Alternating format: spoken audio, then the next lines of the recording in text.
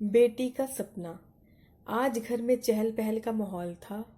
घर में दो दो खुशियां एक साथ आने वाली थी।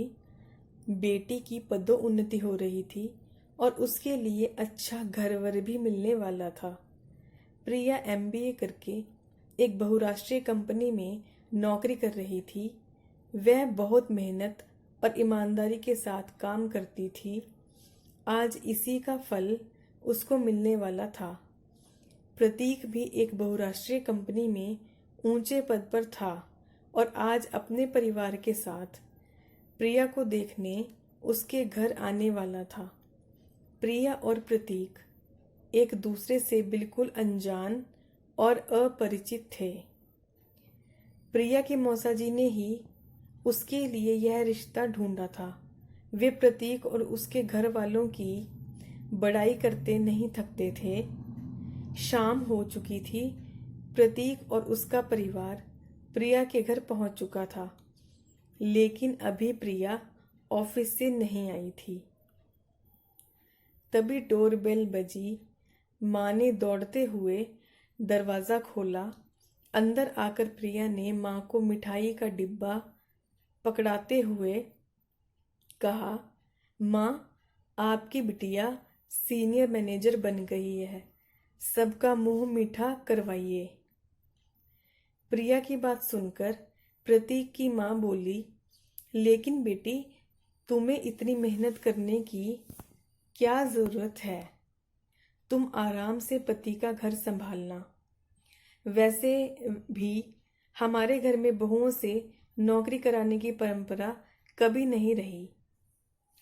वह प्रिया के माता पिता की ओर देखकर बोली, हमें आपकी बेटी पसंद है, लेकिन उसका नौकरी करना पसंद नहीं। माता पिता समझ नहीं पा रहे थे कि खुश हो या दुखी।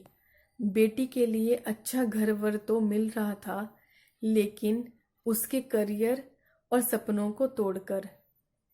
वे मन ही मन सोचने लगे, तो क्या वह इस रिश्ते को ठुकरा दें?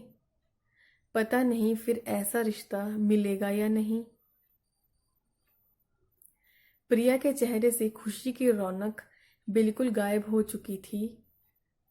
उसके पिता ने हाथ जोड़कर कहा, आप लोगों का बहुत बहुत शुक्रिया कि आपको हमारी बेटी पसंद है, लेकिन हमारे लिए सबसे पहले प्रिया की खुशी मायने रखती है।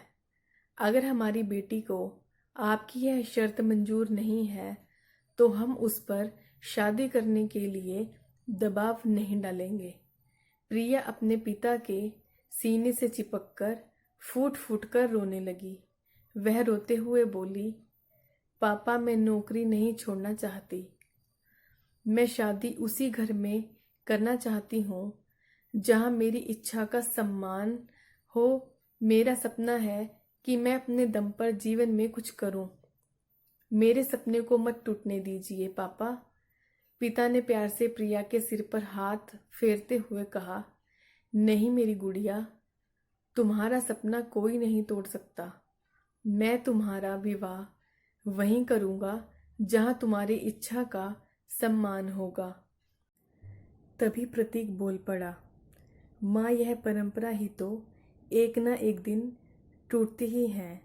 मैं प्रिया के विचारों से सहमत हूँ और इनसे ही विवाह करना चाहता हूँ। कहानी से शिक्षा। इस कहानी से यह शिक्षा मिलती है कि हमें पुरानी परंपराओं को छोड़कर नए ज़माने के साथ कदम से कदम मिलाकर चलना चाहिए और बेटी और बहू का पूरा मान सम्मान करना चाहिए। और यदि वे जीवन में आगे बढ़ना चाहती हैं, कुछ करना चाहती हैं, तो हमें उनका पूरा साथ देना चाहिए।